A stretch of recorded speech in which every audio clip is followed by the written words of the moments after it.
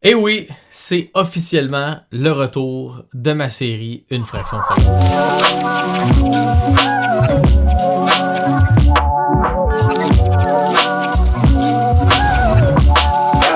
C'est magnifique! J'ai apporté quelques petits changements à la chaîne. Ma chaîne YouTube s'appelle maintenant Alexandre Champagne, comme moi. Et sur la chaîne, je vais avoir des séries comme Une fraction de seconde et plein d'autres surprises qui vont s'en venir dans la prochaine année et les années suivantes, évidemment. Et là, je recommence Une fraction de seconde en vous parlant de la Formule 1, parce que la fin de semaine dernière, j'étais au Grand Prix de Formule 1 de Montréal. C'est la 3e année consécutive que je vais. Je me fais poser des questions à chaque année. J'ai jamais pris le temps de faire des capsules vidéo. Puis là, ce que j'ai fait cette année, c'est un gros recap de ma fin de semaine, et voici ce que ça donne.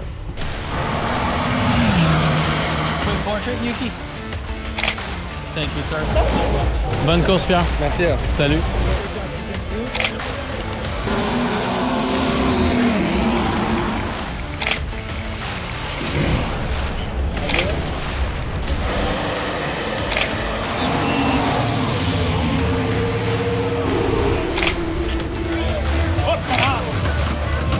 Hey, Lando, quick portrait, please.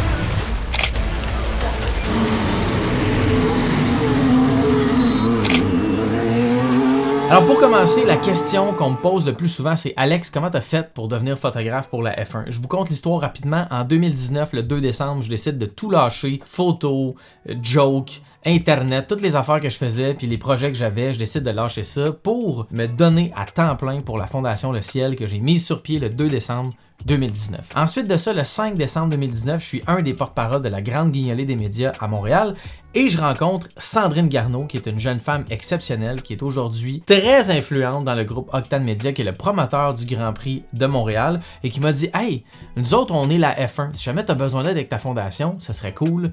Dis-nous qu'est-ce que tu as besoin, puis on va t'aider. » Puis là, j'ai dit « Moi, je suis un grand fan de course automobile. Ma famille est dans le domaine automobile depuis presque 50 ans.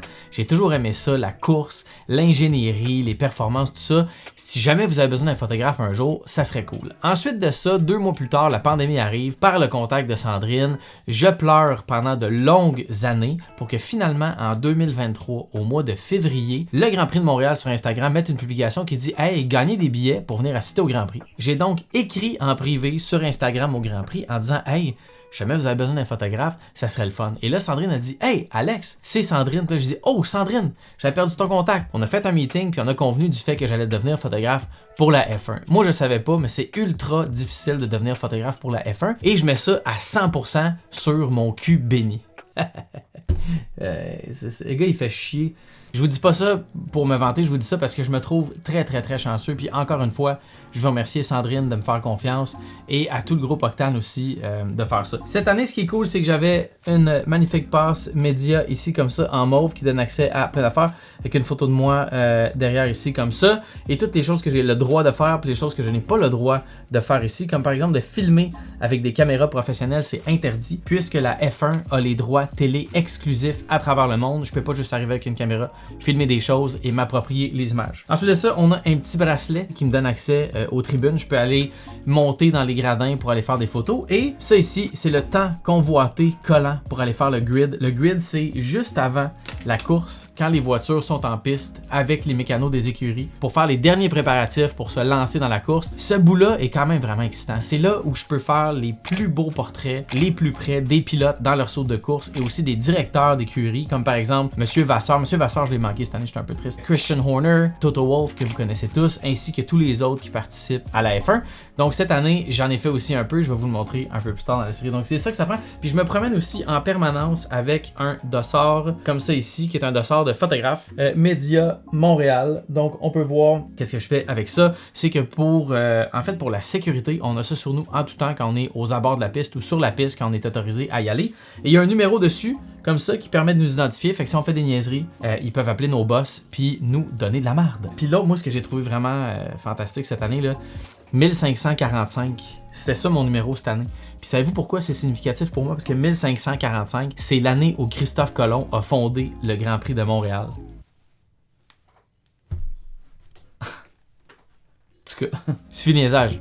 Là, je veux commencer ce premier épisode en vous parlant du matériel que j'ai amené à la course. Les premières années, en fait la première année puis la deuxième année que j'ai fait le Grand Prix, j'amenais énormément de gear. J'avais tellement d'appareils photo que cette année, ce que je me suis dit, c'est que je veux aller aussi en lien avec mes valeurs et je vais réduire la quantité de matériel que je vais amener parce que de toute manière, c'est littéralement impossible à gérer. Dans les années passées, je voulais des photos avec ma Leica, je voulais des photos avec ma Sony, je voulais des photos à pellicule, je voulais des photos avec un appareil à pellicule point and shoot, je voulais un petit peu de vidéo avec ma A7 IV, je voulais un petit peu de vidéo avec mon iPhone. Puis là, à un moment donné, c'est parce que moi, j'ai une organisation de marde dans la vie, puis c'était vraiment difficile pour moi de gérer tout ça. Fait que ce que j'ai décidé d'amener cette année, tout simplement, ma bonne vieille Sony A7R5 ici. On voit que j'ai laissé les collants du Grand Prix, celui de l'année dernière, celui de cette année, l'autre de l'année d'avant était sur ma Leica. J'ai aussi décidé de coupler ça avec la 35 mm 1.4 de Sony G-Master, lentille que j'aime vraiment beaucoup. Et cette année, chose spéciale, j'ai mis par-dessus ma lentille ce qu'on appelle un Mist Filter. Le Mist Filter, qu'est-ce qu'il fait? C'est qu'il nous permet d'avoir des images, en fait, là, ça paraîtra pas vraiment ici dans la caméra, mais je vais vous le montrer sur les photos. Ça nous permet d'avoir des images où les hautes lumières sont un peu plus brumeuses, comme une espèce de reflet de lumière magique qui nous enchante et nous appelle à se rallier comme société autour des enjeux qui nous rabaissent et détruisent nos esprits. Alors j'ai shooté la majorité des portraits avec ça ici. J'avais aussi amené ma 50 mm 1.2 et devinez combien de fois je m'en suis servi? 0. C'est ça n'est pas servi. J'avais aussi amené ma Leica Minilux ici, comme ça ici, zoom. Ça j'aime beaucoup cette caméra-là, point and shoot. Pellicule 35 mm, je l'ai échappé quelques fois. J'avais acheté ça d'une dame sur Marketplace. J'ai donné 200$ de plus que ce qu'elle demandait. J'aime beaucoup cette petite caméra. Je m'en suis servi fuck all cette année, fait que je l'ai traîné vraiment pour rien. Puis en gros, c'est pas ma seule. Ah oui, j'avais une autre chose. J'avais la Insta 360 X5, la toute nouvelle, et d'ailleurs je tiens à remercier Royal Photo qui est mon partenaire pour cette petite série sur la F1. Bon, c'est sûr que moi je suis pas tellement habitué de faire de la vidéo, fait qu'il a fallu une certaine période d'adaptation pour cette caméra-là. Et là, je dois vous confier un secret. Je dois vous confier le secret suivant. J'ai triché un peu cette année. Ça fait des années que je shoot avec Sony, la A7R5 plus particulièrement. J'aime tout de cette caméra-là. Par contre, évidemment, je le dis ouvertement, ce que je reproche à Sony, c'est que malgré qu'on a le meilleur fichier numérique sur le marché quand on prend une photo, le fichier RAW de Sony est absolument incroyable. Je trouve que ça manque un peu d'âme. Il y a tellement trop d'options pour faire des retouches et ça demande tellement de faire des retouches en profondeur. Puis moi, c'est la partie que j'aime le moins, que ça fait en sorte que des fois, Sony, on dirait que c'est vraiment à mon goût, j'aime beaucoup ça. Je suis très satisfait de mon matériel, mais on dirait qu'il me manque un petit edge de plus. J'ai hâte de voir les prochaines générations de lentilles, voir qu'est-ce qu'on va apporter de ce côté-là. Et là, il y avait Canon et Nikon qui étaient présents sur place dans le centre média pour louer des appareils gratuitement, puis assister aussi les photographes qui avaient des appareils Canon ou Nikon pour les réparer ou les arranger ou quoi que ce soit. J'ai emprunté la Canon R5 Mark II avec une 70-200 2.8 et une 24-70 2.8 et pour faire des photos de voiture, ça a été fucking hallucinant. Pour vrai, l'autofocus de Sony est super bon, je l'aime beaucoup.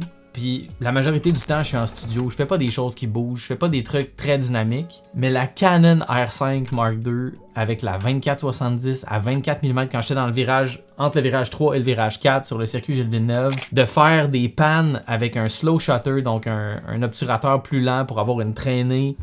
Ouh! 90% de mes photos étaient au focus, comparativement à 25% avec la Sony. Y a-tu de la magie là-dedans? Comment ça fonctionne? J'en ai aucune idée. Je veux pas mettre deux boîtiers en compétition, puis mon but c'est pas de mettre de l'ombre sur Sony ou de mettre de l'ombre sur Canon, mais pour vrai, l'avoir eu dans les mains, puis l'avoir testé, puis l'avoir mis à rude épreuve, la Canon R5 Mark II...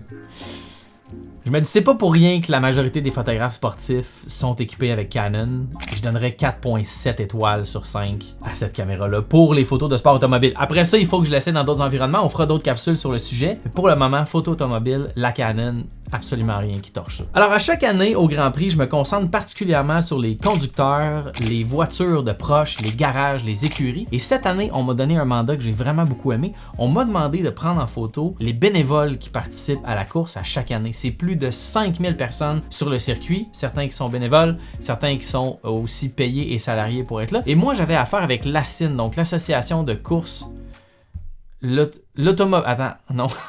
C'est l'Automobile Club de l'île Notre-Dame. Voilà. Et ça, ces gens-là, ils s'assurent que la course et tout le week-end avec les courses de soutien aussi, ça se déroule de façon fantastique. Ce sont des gens incroyables qui travaillent d'arrache-pied, presque pour vrai 24 heures sur 24 du mois de janvier jusqu'à la fin du Grand Prix, puis ensuite de ça, après, évidemment pour préparer la piste, faire des recommandations et tout ça. Et j'ai aussi rencontré le CMRT, qui est l'équipe Rescue Team, qui est sur les abords de la piste, qui va gérer les pompiers, les médecins, les infirmiers, les infirmières, ces gens-là qui travaillent pour la sécurité des pilotes, des courseurs, des bénévoles, et ainsi de suite. Je tiens à remercier chaleureusement tout le personnel de sécurité sur les lieux. Tout le monde était impeccable. L'attitude cette année était à ravir. Même chose du côté du SPVM qui me laissait prendre des raccourcis sur l'île Notre-Dame pour éviter de passer dans le trafic des gens qui savent pas lire les pancartes puis qui me faisaient perdre 25 minutes de char parce qu'ils essayaient de rentrer par l'entrée des employés. À ces gens-là, aux gens qui étaient sur le site, merci énormément. Ça s'est déroulé de façon extrêmement paisible et j'ai trouvé ça super agréable de faire ma job cette année. Je vous laisse sur quelques photos. Dans les prochains épisodes, je vais vous montrer comment j'ai fait mes photos, avec quoi. Je vais vous donner aussi toutes les informations sur la vitesse d'ouverture, l'ouverture de la lentille, la taille du fichier, la retouche et ainsi de suite. Je pense que ça va être super intéressant. On se laisse sur des images des autres Grands Prix que j'ai fait avant. Mouah!